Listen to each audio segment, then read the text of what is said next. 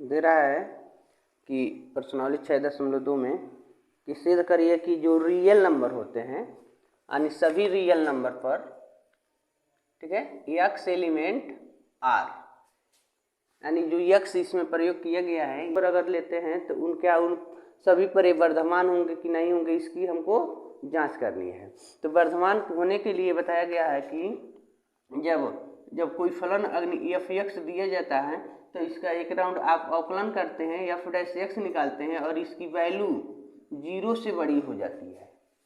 X की value अगर 0 से बड़ा आता है तो इस कंडीशन में आपको कहना है कि दिया गया फलन जो है वर्धमान होगा, ठीक है। लेकिन जब इसका मान F dash x less than 0 हो जाए, एफ डैश एक्स का मान 0 से छोटा हो जाता है, तब आपको कहना है कि ह्रासमान है, ठीक है, ह्रासमान होगा। तो जो फलन दिया गया है, देखो यक्स एलिमेंट का यहाँ प्रश्न में लिखा गया है कि यक्स एलिमेंट आर, जो यक्स है वो रियल नंबर है, बट यहाँ पर दिखा नहीं रहा है कि यक्स की वैल्यू 1 2 3, तो अगर 1 2 3 4 या माइनस में भी कोई नंबर हम ले सकते हैं, इसका एक कहने का तात्पर्य हो गया। लेकिन सबसे पहले तो जो आपको फलन दिया गया है उसका हम एक राउंड अवकलन करेंगे, उसके बाद ना हम देखेंगे कि उसका मान जो है एफ डैश एक्स का मान 0 से अगर बड़ा आएगा, उसमें यक्स अगर आता है तो यक्स की वैल्यू पुट करेंगे, अगर नहीं आता है तब तो हम सीधे कह देंगे कि इसको देखते हुए कि वर्धमान है कि ह्रासमान है।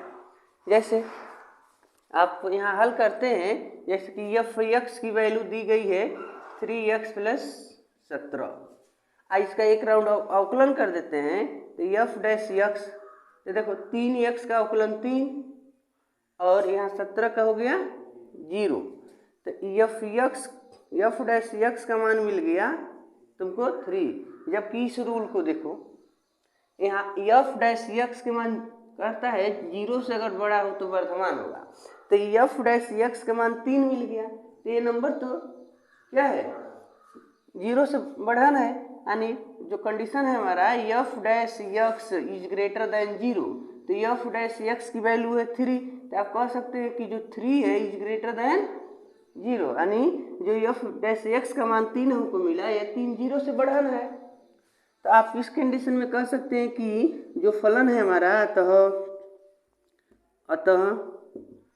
एफ एक्स वर्धमान फलन है, वर्धमान फलन है। अगर यहीं पर ये माइनस में आ गया होता, -3 हो गया होता, तो हम क्या कहते कि ये ह्रासमान फलन है, ठीक है। या 0 से मतलब 0 से नीचे अगर नंबर मिलता है तो आपको ह्रासमान बोलना है, और 0 से ऊपर का नंबर मिलता है तो आपको वर्धमान बोलना है। इस प्रकार इसकी जांच कर सकते हैं। इसी के आधार पर इसका प्रश्न नंबर 2 में भी दिया गया है कि एफ एक्स बराबर e⁻2x से प्रदत्त फलन वर्धमान है, ये बताना है हमको, ठीक है। उसको देखते हैं। तो देखिए दूसरा प्रश्न कह रहा है कि सिद्ध करिए कि x एलिमेंट r पर, मतलब x की जो वैल्यू r है, रियल नंबर है, या प्रत्येक रियल नंबर पर जो ये फलन दिया गया एफ एक्स बराबर e⁻2x वर्धमान होगा।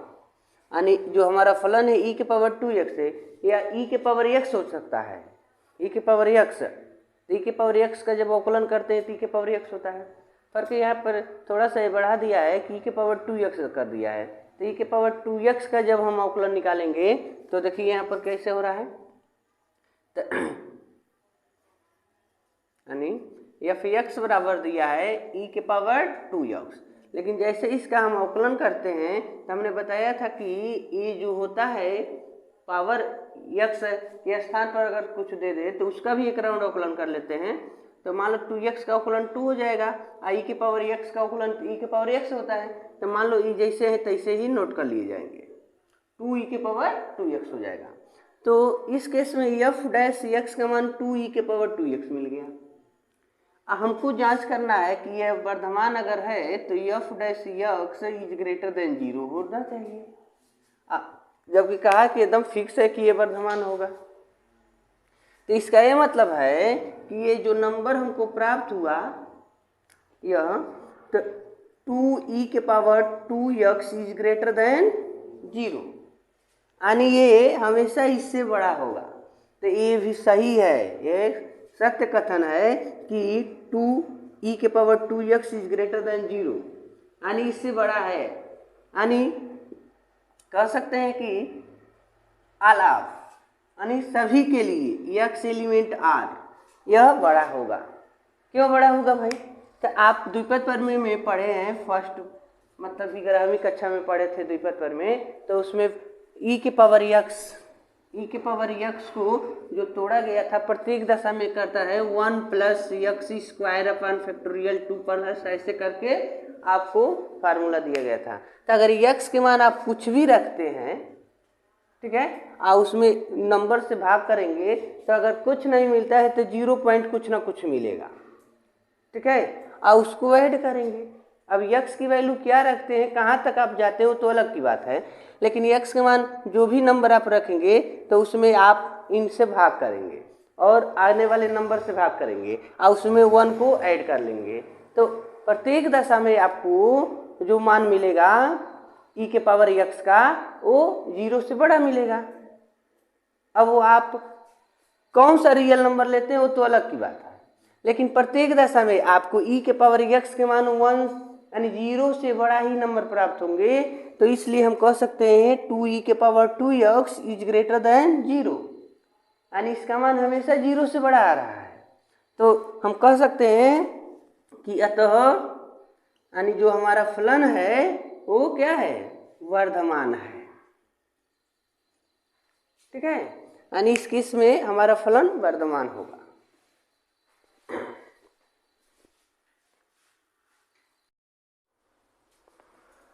ये तीसरे वाले प्रश्न में कह रहा है कि सिद्ध करना है कि जो हमारा फलन है एफ एक्स बराबर साइन एक्स, तो जो साइन एक्स है हमारा फलन, तो उसको जांच करना है। 3 बिंदु दिए गए हैं, कह रहा है कि 0 से π/2, अगर 0 से अगर π/2 के बीच में अगर हम कोई मान ले लेते हैं तो प्रत्येक पर क्या होगा, वर्धमान होगा। मतलब देखो x की वैल्यू यहाँ पर यानी साइन एक्स है, तो x यानी कोण के स्थान पर है। तो अगर हम कोण जो लेते हैं 0 से π/2 के बीच कर लेते हैं या इन लोगों को लेते हैं तो हमारा जो फलन होना चाहिए वर्धमान होना चाहिए, या π/2 से पाई लेते हैं तो ह्रासमान होना चाहिए। और कर दिया है यहाँ पर कि 0 से पाई पे न तो वर्धमान है न तो ह्रासमान है, ठीक है। तो इनकी सत्यता की हमको जांच करनी है कि क्या ये कथन सही है कि गलत है, ठीक है। देखिए ऐसे जांच करते हैं इनको, यहीं पर हल कर लेते हैं। जैसे कि मान लीजिए कि आपको फलन दिया गया एफ एक्स बराबर साइन एक्स, तो इसका एक राउंड अवकलन कर दो। तो एक राउंड अवकलन करेंगे तो एफ डैश ऑफ साइन का अवकलन होता है कॉस एक्स। चलो अवकलन हमने कर लिया, ठीक है। तो आपको रूल पता है, यदि F dash x is greater than 0 तो वर्धमान होगा, या लेस देन है, इस पर लिखना है कि वर्धमान है। F dash x less than 0 तो कहना है कि ह्रासमान है, ठीक है। तो अब ये हमको नहीं पता चल पाया कि यह वर्धमान है कि ह्रासमान है, क्योंकि यहाँ पर दे दिए एफ डैश एक्स बराबर कॉस एक्स, ठीक है।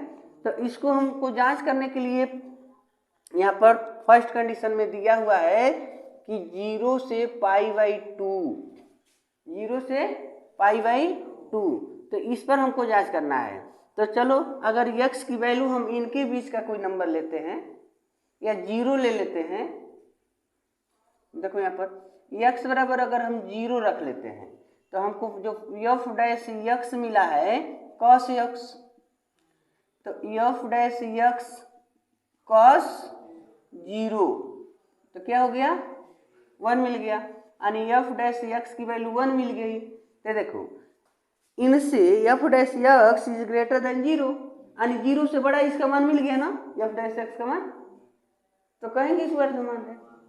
लेकिन इसके बाद के भी नंबर देख लो, इसके बाद अगर x बराबर हम π/4 रख देते हैं, मतलब 45 अंश ले लेते हैं, तो इसमें रखो तो एफ डैश एक्स तो cos पाई बाई 4, तो एफ डैश एक्स की वैल्यू हमको क्या मिल गया 1/√2। तो इस केस में भी यह 0 से बड़ा है, 0 पॉइंट कुछ आएगा। अगर आप 60 रख लेते हैं, एक्स के मान पाई/3 रख देते हैं, तो एफ डैश एक्स की वैल्यू क्या मिल जाएगा cos पाई/3, इसका मान कितना हो जाएगा 1/2। ठीक है, 0.5 मिल गया, 0 से बड़ा मिल गया। यानी आप पाई/2 तक जाएंगे, यानी पाई/2 पर 0 देगा, लेकिन यहां से यहां उसके बीच के सभी नंबर पर क्या हो रहा है, यानी 0 से बड़ा रिजल्ट आपको मिल रहा है। तो आप कह देंगे कि जो हमारा फलन है f x equal to sine x बिंदु 0 से पाई/2 पर क्या है वर्धमान है। ठीक है, इसी प्रकार अगर दूसरा को जांच करते हो, दूसरा जो दिया गया है कि पाई/2 से पाई पर जांच करते हैं, तो एफ डैश पहले आप क्या करेंगे एक्स बराबर पाई/2 लीजिए। तो एक्स बराबर पाई/2 लेते हो तो एफ डैश एक्स कॉस पाई/2, तो एफ डैश एक्स पर मिल गया 0। ठीक है, लेकिन अब इससे थोड़ा ऊपर चलो, तो एक्स बराबर अगर अब देखो पाई/2 का मतलब 90 हो गया। अब इससे अगर ऊपर जाना है आपको तो मान लीजिए कि 120 ले लो, जिसका मान हम निकाल सकें। ठीक है, तो आप लिख सकते हैं 120। ठीक है, तो अब इसमें रखते हैं कि f x equal to cos 120, तो इसका मान निकालो तो cos 120 का मान, तो cos 120 का मान नहीं जानते हैं प्लस, लेकिन ऐसे लिख दे रहे हैं। ठीक है, ऐसे लिख सकते हैं। तो cos 90 प्लस थीटा होता है माइनस साइन थीटा, तो माइनस साइन 30। अब देखो माइनस साइन 30 का मान 1/2। तो ये बताओ यहाँ एफ डैश एक्स का मान निगेटिव मिल गया। अगर यानी इसका ये मतलब हो गया कि जब हम पाई/2 से ऊपर बढ़ते हैं और पाई तक जाते हैं, पाई के कुछ पॉइंट पहले रहते हैं, तो उन सभी बिंदुओं पर हमको निगेटिव मान मिलेगा। जो निगेटिव मान है F dash x less than 0 है, यह क्या है, यानी -1/2 लेस देन 0, 0 से छोटा है। तो आप इस पर क्या कहेंगे, अतः बिंदु पाई/2 से पाई पर फलन क्या है हमारा ह्रासमान है। ठीक है, लिख लेंगे फलन हमारा ह्रासमान होगा। इसी प्रकार अब इस पर हमको जांच करना है 0 से पाई। अब देखो 0 से पाई/2 और पाई/2 से पाई तक गए थे, तो हमको मिला था यानी इतना पर वर्धमान और इतना पर ह्रासमान। लेकिन अब सीधे 0 से और कहाँ आ गया पाई, यानी लिख दिया 0 से पाई पे न तो वर्धमान है न तो ह्रासमान है। अगर उसको हम जांच करते हैं तो देखिए कैसे होता है।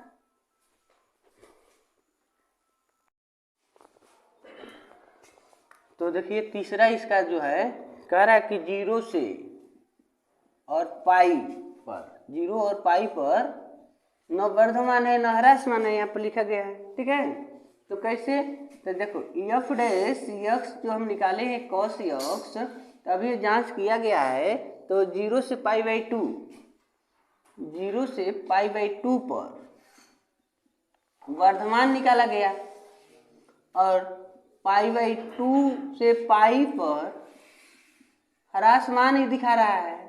ठीक है, तो ये बताओ अब पाई से पाई यानी पाई/2 निगलेक्ट कर दे तो आपका बच गया 0 से पाई। अब 0 से पाई/2 पर वर्धमान, पाई/2 से पाई पर ह्रासमान, तो ये बीच वाला स्टेप हमारा गायब हो गया। तो यानी इसमें वर्धमान ह्रासमान, यानी एक बार वर्धमान है एक बार ह्रासमान है, इसके बीच में पाई/2 है ना, तो इतना दूरी पर वर्धमान और इतना दूरी पर ह्रासमान, तो हम इसको क्या डिफाइन करेंगे, तो यहाँ पर ये दिखाएगा कि न वर्धमान है न तो ह्रासमान है, यानी 0 से पाई पर न तो वर्धमान है और न तो ह्रासमान है। ठीक है, आप यहाँ पर ऐसे कर लीजिए।